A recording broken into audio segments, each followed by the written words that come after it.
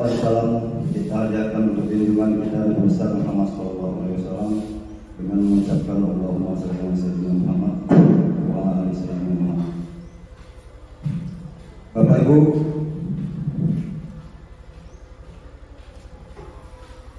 hari ini kita akan mendengarkan nanti sosialisasi dari teman-teman kita.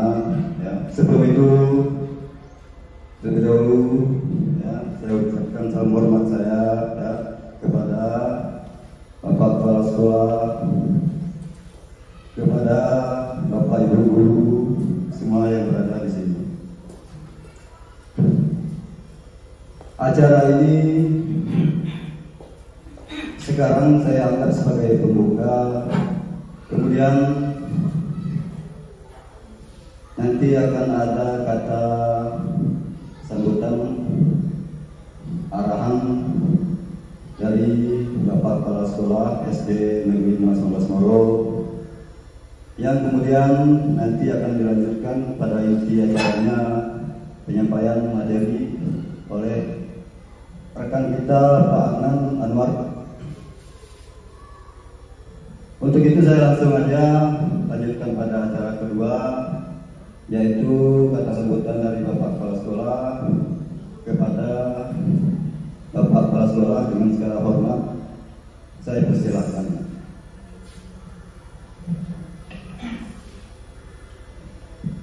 Bismillahirrahmanirrahim.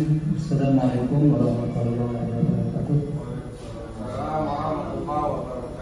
Alhamdulillahirabbil alamin, wassalatu wassalamu ala asyrofil anbiya'i wal mursalin wa ala alihi wa sahbihi ajma'in. Allahumma shalli ala Muhammad wa ala Muhammad. Yang kami banggakan Bapak Ibu Guru, kemudian yang kami hormati juga saudara kita Bapak Adnan yang hari ini akan presentasi kepada kita. Dan kemudian sama-sama kita berada di sini, mari kita bersyukur kepada Allah atas berkat limpah karunia Allah SWT, maka kita dapat berkumpul bersama-sama guna satu acara. Acara ini adalah acara daripada tema kita. Dan kemudian mari kita berselawat kepada baginda Nabi Muhammad SAW. Allahumma shalli ala Muhammad wa sallam. Bapak Ibu hadirin yang berbahagia, sesuai dengan judul, dan ini adalah sosialisasi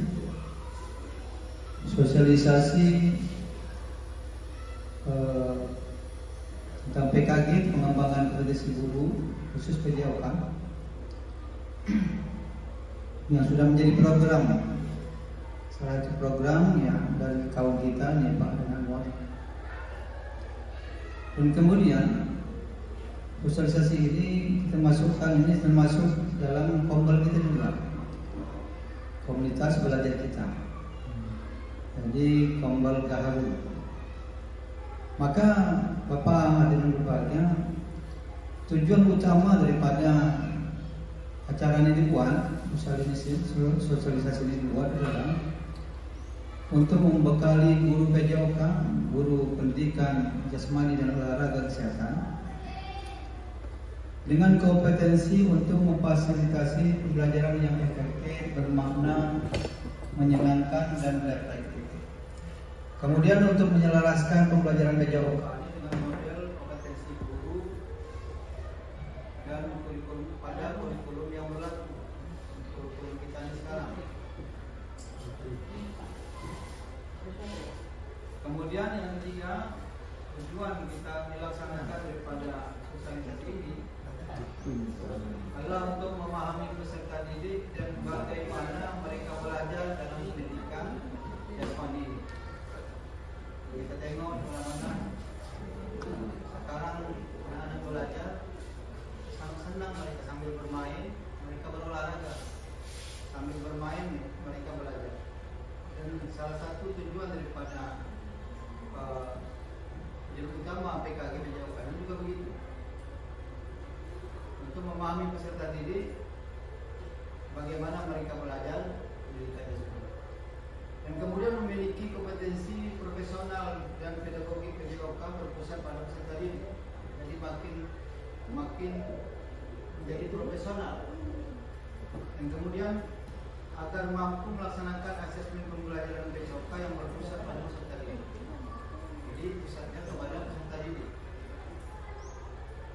Dan kemudian tujuan selanjutnya adalah untuk mengembangkan profesi bersama rekan sejawat. Kita ini akan mengembangkan pada pembelajarannya dan mengembangkan profesi bersama rekan sejawat untuk meningkatkan kualitas pembelajaran peserta didik, khususnya dalam kombel kita, yakni komunitas belajar sekolah kita di komunitas. Dan kemudian secara umum, Bapak Ibu berbahagia, tujuan utama daripada PKG PJOK ini adalah untuk menghasilkan guru PJOK yang kompeten, semakin ahli dan semakin kreatif dan inovatif dalam menciptakan pengalaman belajar yang menyenangkan, terkhusus kepada anak dan bermakna bagi peserta didik tersebut. Maka hari ini kita buat ini, mudah-mudahan nanti menjadi contoh juga, menjadi motivasi bagi kawan-kawan lain supaya pembelajaran makin menyenangkan, untuk pembelajaran makin baik, dan anak-anak kita menjadi anak yang cerdas dan kemudian terampil dalam kehidupannya, serta mereka ini boleh beradaptasi dengan lingkungan dimanapun mereka berada. Ini salah satu daripada visi kita juga. Visi kita ini adalah untuk mewujudkan siswa yang cerdas dan terampil, dan kemudian dia berakhlak mulia, dan kemudian bisa beradaptasi dengan lingkungan yang baik. Ini tujuan daripada PKG PJOK sanksinya kita buat. Jadi Bapak Ibu guru yang berbahagia, ketika nanti sosialisasi ini berjalan, kita berharap kawan-kawan ini Bapak bisa memperhatikan waktu yang digunakan untuk itu banyak. Kalau kita perhatikan, kemudian kita nanti akan memotivasi untuk masing-masing. Waktu kita untuk bersama-sama, jika ada kawan-kawan punya program, nanti bisa disosialisasikan kepada kawan-kawan yang lain, dan kemudian menjadi cermin bagi kita untuk utamanya kemajuan sekolah pada masyarakat. Demikian yang dapat kami sampaikan. Mudah-mudahan ini sangat bermanfaat. Kami sampaikan dari pertanyaan mohon maaf. Wabillahi taufiq wal hidayah. Assalamualaikum warahmatullahi wabarakatuh. Itulah tadi Bapak Ibu penyampaian dari kepala sekolah, ya, sekilas gambaran dan tujuan dari kegiatan kita, dan memberi motivasi kepada kita untuk mengikuti acara. Yang selanjutnya kita masuk pada acara inti, ya, yang akan disampaikan oleh rekan kita Pak Adnan Anwar sebagai narasumber guru PJOK. Kepada Bapak Adnan Anwar kami persilakan. Baik, terima kasih Pak Her. Selanjutnya Bapak Ibu, kita akan masuk ke acara inti, yaitu sosialisasi program PKG PJOK di lingkungan SD 019 Mori. Bapak Ibu, sebelum kita memulai, saya mengucapkan dulu rasa syukur kepada Allah Subhanahu wa taala karena atas berkat rahmat dan nikmatnya kita masih diberi kesempatan untuk hadir di kegiatan sosialisasi PKG PJOK ini di dalam komunitas belajar kita Gaharu.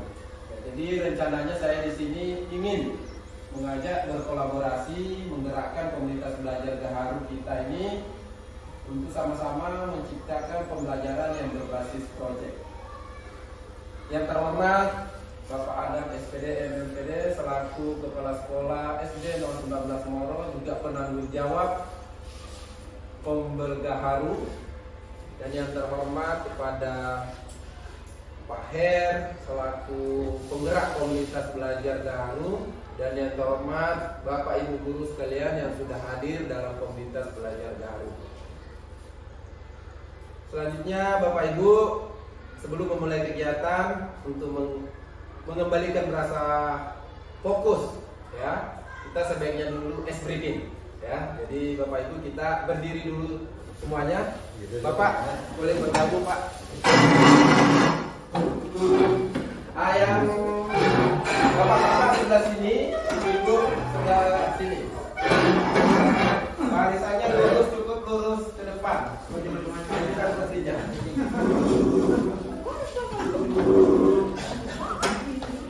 Udah ada baris di belakang. Di situ di lurus ke Nora.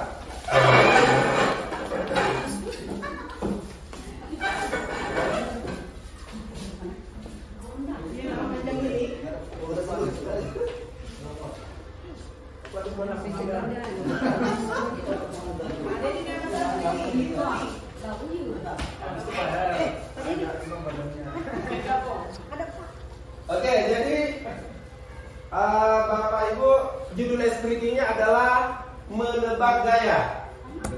Ya, gayanya orang belakang melihat kata kunci. Kata kuncinya cukup 2 kata ya. Jadi Bunda misalkan melihat kata kuncinya, contoh bebek bertelur. Nah, Bunda seperti gini, tunggal telur. Nah, tapi jangan disebut, ditepuk ke bujus. Bujus mencoba ada meniru gayanya sampai seterusnya. Jadi yang terakhir menebak. Apa itu yang dilakukan? Tapi yang terakhir bisa lihat itu belakang. Yang terakhir Bisa maksudnya ini bisa tengok gerakan di belakang itu. tidak bisa. Jadi sambung. Betul tak ini? Betul tak penyampaian dari belakang ke depan. Kata kuncinya adalah fokus. Oke? Pak David. Pak David maju sini, lihat kata kuncinya. Sudah.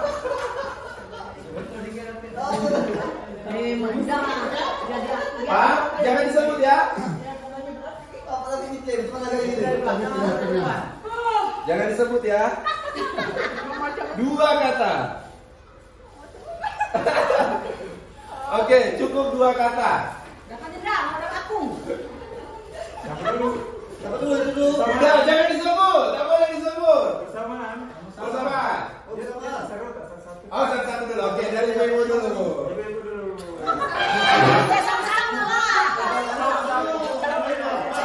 Ya. Oke. Disepakati sama-sama. Oke. 1, 2, 3.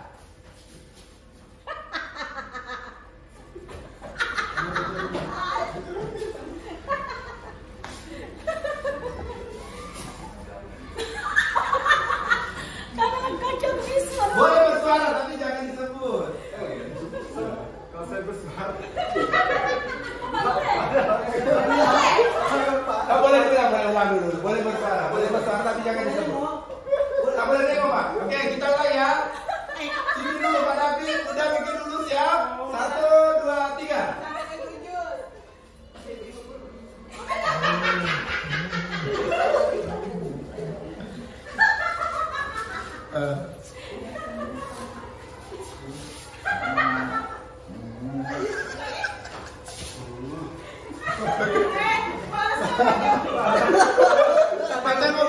Pak udah ditepuk. Tengok, udah ditepuk. Oh ya, udah ditepuk.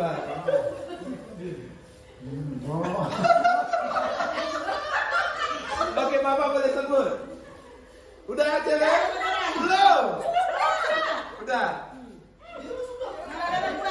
Oke, coba apa jawabannya Pak? Boleh makan. Pak Piat?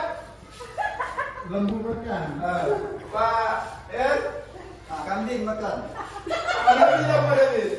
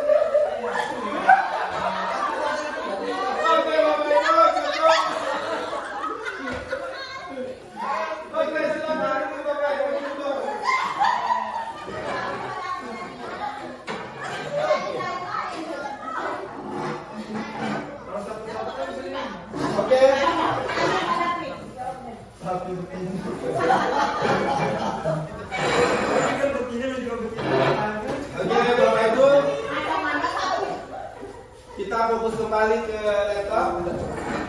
Jadi kira-kira Bapak Ibu apa yang bisa diambil hikmah atau pesan dari S-Breaking tadi? Fokus. Fokus. Apa lagi Bapak Ibu? Kerjasama. Oke. Betul, sangat betul ya, harus kerjasama, fokus. Dan yang paling penting, jangan langsung mempercayai informasi kalau bukan dari sumbernya. Itu yang paling penting. Karena kenapa? Kalau sudah beredar ke orang lain sudah entah kemana-mana.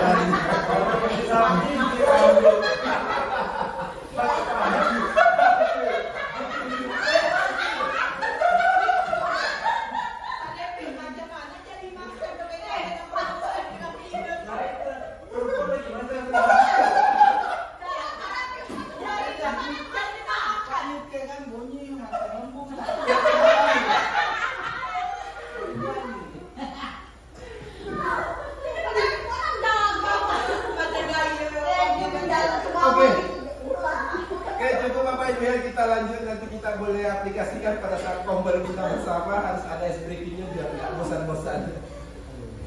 Oke, lanjut Bapak Ibu, rencana atau tindak lanjut program PKJ PJOK ini adalah merupakan tugas akhir kami selaku peserta PKJ PJOK. Nah, di sini program yang saya buat adalah perencanaan pembelajaran PJOK berbasis proyek, yaitu serasi, senam kreasi siswa, dengan mengajak kerjasama menggerakkan komunitas belajar Gaharu SD 019 Moro. Selanjutnya Bapak Ibu, judul program tadi ini adalah serasi, senam kreasi siswa, pembelajaran pendidikan gerak berbasis proyek yang berpusat pada peserta didik tanpa membatasi ruang gerak siswa. Nah, Bapak Ibu, latar belakangnya adalah kenapa saya memilih program di sini, karena aktivitas senam irama peserta didik SD 19 Moro atau di sekolah kita dilaksanakan hanya pada pembelajaran dan pada pembiasaan senam irama yang dilaksanakan setiap hari Sabtu. Nah, di sini cuma ada satu senam irama saja yang kita sering lakukan, yaitu senam PGRI. Nah, berbekal dari sini pikiran saya terbuka dan saya merasa tertantang untuk melaksanakan pendidikan pembelajaran pendidikan gerak, di mana pendidikan gerak ini konsepnya adalah tidak membatasi ruang gerak siswa. Tidak membatasi ruang gerak siswa artinya kita memperhatikan siswa, suara siswa, pilihan dan kepemilikannya. Jadi dengan senam kreasi ini, di sini siswa dapat memilih sendiri gerakan yang diinginkan, dapat memilih sendiri lagu yang mereka inginkan.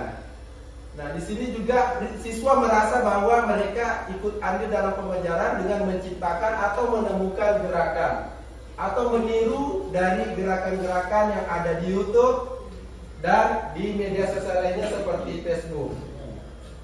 Nah, Bapak Ibu, setelah melakukan observasi, saya melihat dengan wawancara langsung kepada siswa, ternyata ada siswa yang mengusulkan untuk melakukan senam lain di hari Sabtu.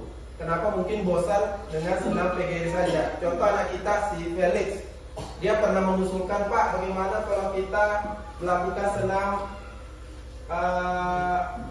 Indonesia Sehat, kalau tidak salah.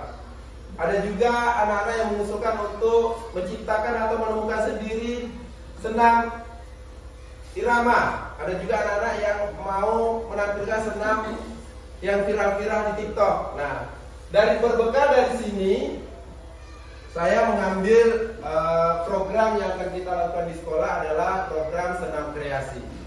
Dan mudah-mudahan kita dapat bekerja sama melalui komunitas belajar kita Gaharu, seperti yang saya sudah sampaikan kepada Bapak Kepala Sekolah bahwa akan melakukan sosialisasi, dan rekan-rekan sekalian juga sudah saya komunikasikan sebelumnya.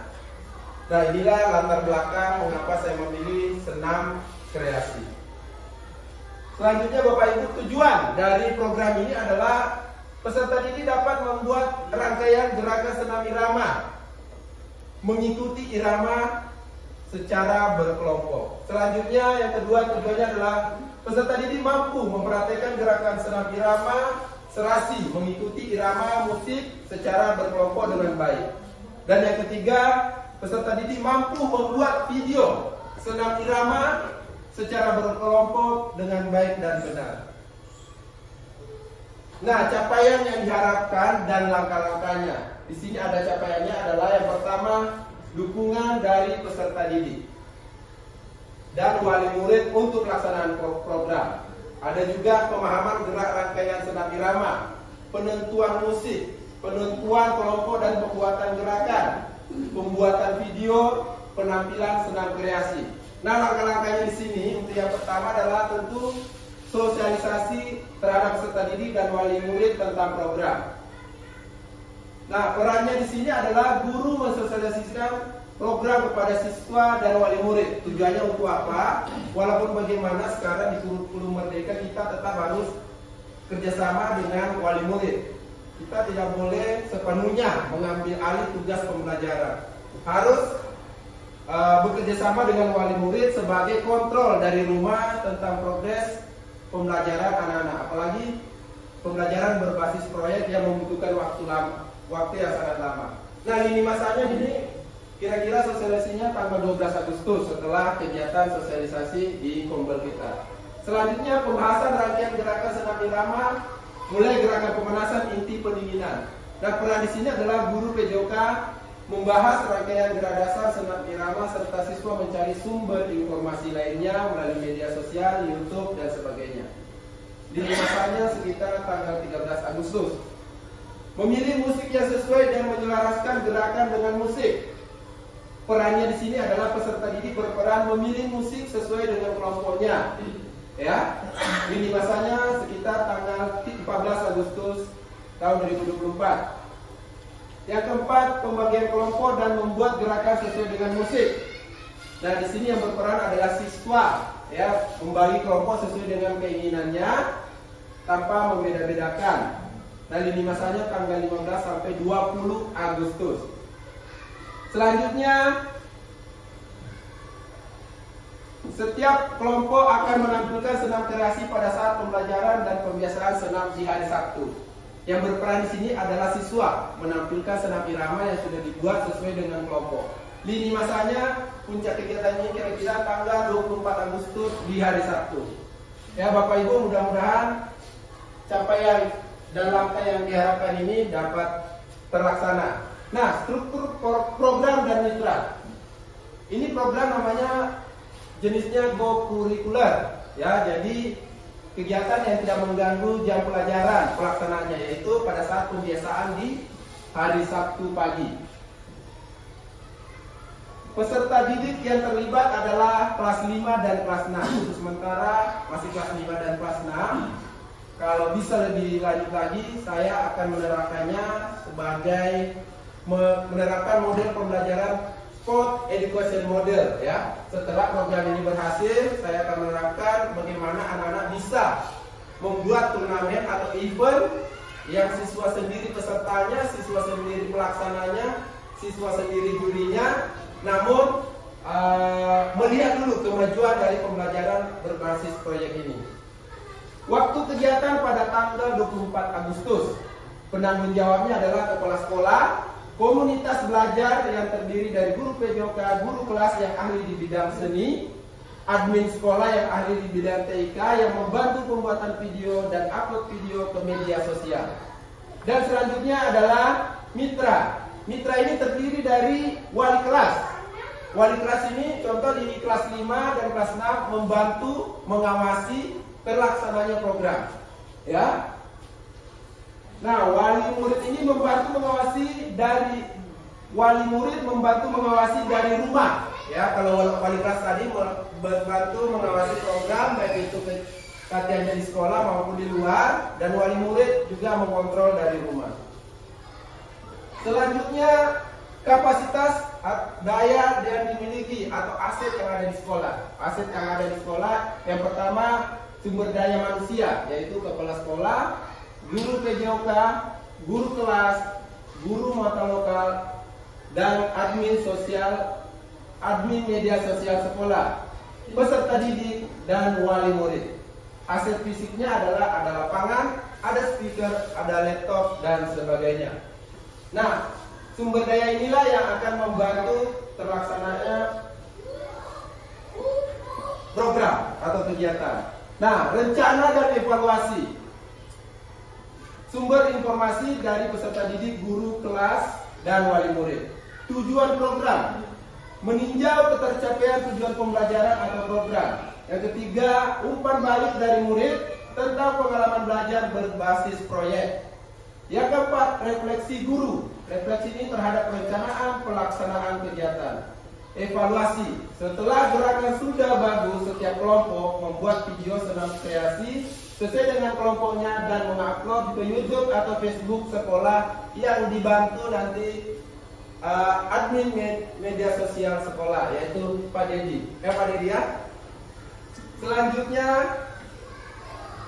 kemungkinan tantangan. Nah, setiap kegiatan pasti akan ada tantangannya dan bagaimana kita akan mencari solusinya.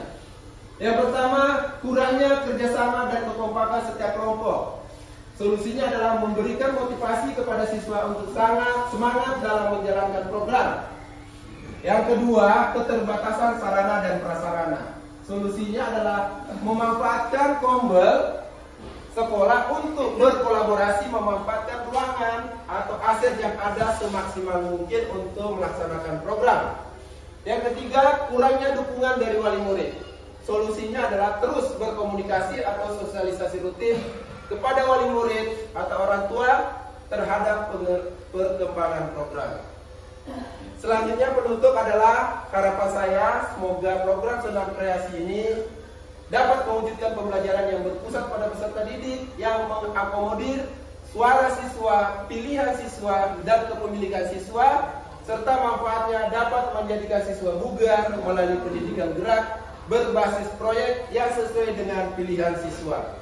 Jadi intinya Bapak Ibu, pembelajaran berbasis proyek ini adalah di mana memberikan kesempatan kepada siswa untuk membuat sesuatu, membuat produk yang membutuhkan waktu yang lumayan lama dan pelaksananya adalah co-kurikuler yang di luar sekolah maupun dalam sekolah di luar jam pelajaran sekolah.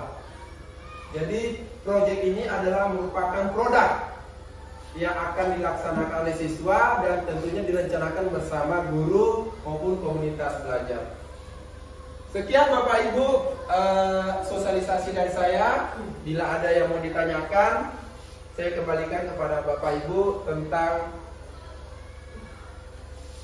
pembelajaran berbasis proyek.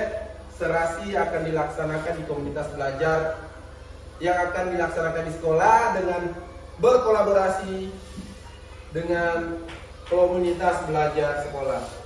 Baik Bapak Ibu, apakah ada yang mau ditanyakan Bapak Ibu? Bu Mai, silakan Bu Mai. Assalamualaikum warahmatullahi wabarakatuh. Waalaikumsalam warahmatullahi wabarakatuh. Setelah dijelaskan Pak Adunan tentang sosialisasi ini, saya sangat setuju ya, karena selama ini senam itu PGRI ya.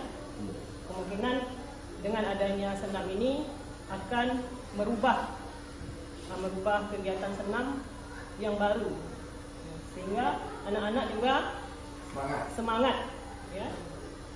Kemudian yang ingin saya tanyakan, apa saja langkah dalam menyusun program pembelajaran berbasis proyek? Baik, Bu Rumaina ya, menanyakan tentang langkah-langkah atau cara menyusun pembelajaran berbasis proyek. Baik Bapak Ibu, sebelumnya mungkin pembelajaran berbasis proyek ini semua sudah pernah kita laksanakan.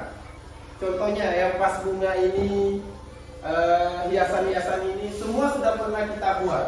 Seperti kata Pak Adam kemarin kepala sekolah bahwa krayon Pak ya.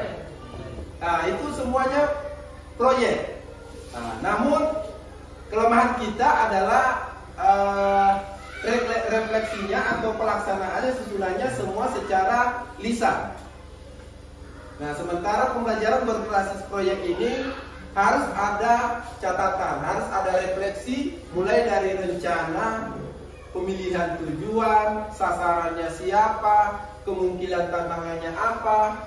Kalau ada tantangan, ada tidak keberhasilan, harus ada evaluasi. Evaluasinya seperti apa? Bagaimana rencana tindak lanjut?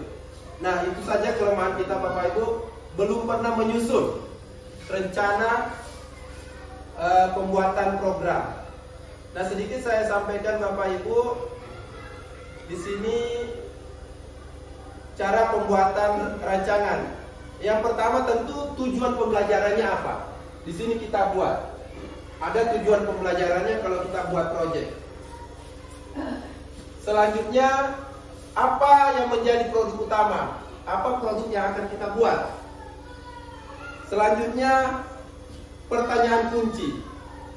Ya. Selanjutnya adalah bagaimana produk hasil karya. Buat untuk istilahnya untuk mendokumentasikan supaya itu adalah hasil, betul-betul hasil karya kita, tidak dijiplak orang lain, itu harus ada bukti nyatanya, terus ada bukti dokumentasi, diunggah di Facebook sekolah, dipresentasikan di acara-acara sekolah, dan dibagikan melalui media sosial. Selanjutnya pertanyaan kunci. Nah, di sini bagaimana cara menciptakan atau bagaimana cara membuat produk yang baik ya setelah kita tahu judulnya apa. Jadi harus ada pertanyaan-pertanyaan kunci. Apa manfaatnya? Bagaimana cara mensosialisasikannya? Itu adalah langkah-langkahnya. Selanjutnya tipe proyek. Kita harus tahu juga tipe proyek. Model pembelajaran seperti apa yang kita terapkan? Apakah model saintifik? Apakah menggunakan based learning?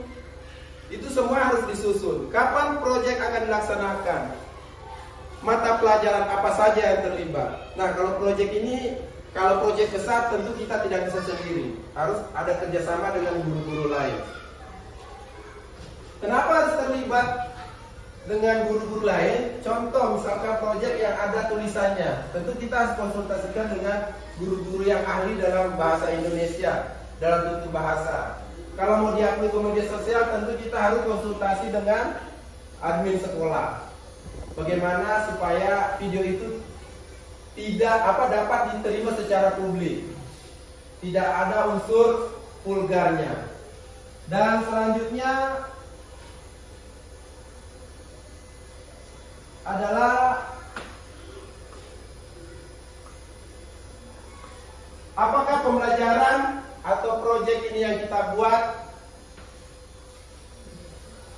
termasuk dalam kategori apa di sekolah? Apakah intra, kokurikuler, atau ekstrakurikuler? Jadi semua ada sasarannya. Baik, itu saja Bu Mai. Mudah-mudahan dapat dimengerti dan dipahami secara kita bersama-sama. Apakah ada tanggapan Bu Mai? Ada pertanyaan dari teman-teman lain?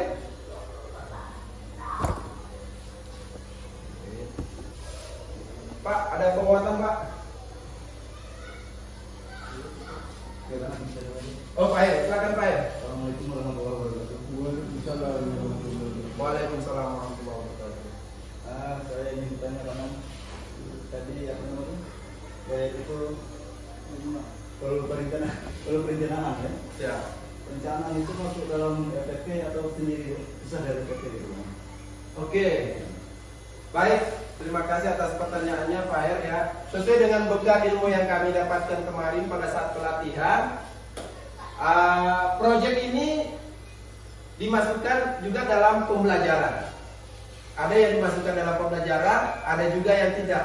Kalau dalam pembelajaran, contoh proyek dalam belajar yang habis mungkin 2-3 kali pertemuan. Kan ada itu materi 2-3 kali pertemuan. Nah, tentu kita buatkan rencana dalam pembelajaran. Nah, kalau proyek ini kita buat dalam akhir semester, berarti itu jatuhnya modul seperti proyek pelajar Pancasila. Nah, itu yang belum pernah kita buat di komunitas belajar kita adalah profil pelajar Pancasila. Nah, tiba-tiba kita akan membuat gelar karya nanti. Nah, pas membuat gelar karya, contoh seni, tari. Nah, seni tari, di situ juga harus ada modulnya, ada programnya. Tidak serta-merta kita cuma hanya penampilan seni tari di profil pelajar Pancasila, tetapi tidak ada programnya. Jadi seperti itu Bapak Ibu, boleh laksanakan dalam pembelajaran ekstrakurikuler maupun kokurikuler, disesuaikan dengan tujuannya. Seperti itu Pak Er. Satu lagi mana? Oke, makasih Pak Er. Ada lagi yang bertanya? Satu lagi mana? Oke, lanjut Pak Er. Bisa contoh apa itu kegiatan yang termasuk pada ekstrakurikuler, intrakurikuler dan apa bisa lagi? Ekstra. Ekstra, intra, apa lagi? Kokurikuler. Ya, contoh-contoh kegiatannya itu masuk ekstra, masuk yang bagaimana aja? Oke, nanti ada banyak contoh-contohnya Pak Er ya, contoh kecil saja. Kalau seperti yang saya laksanakan adalah kokurikuler, pelaksanaannya di hari sekolah, tetapi tidak mengganggu jam pelajaran, itu kokurikuler. Ekstrakurikuler itu contoh eskul sepak bola yang dilaksanakan di luar sekolah di jam pelajaran sore. Nah, kegiatan intra yang masih dilaksanakan di jam pembelajaran. Terima kasih. Itu aja Pak ya. Oke, baik teman-teman, saya rasa sudah cukup sekian. Saya akhiri kegiatan sosialisasi ini dengan mengajak teman-teman mengucapkan hamdalah. Alhamdulillah.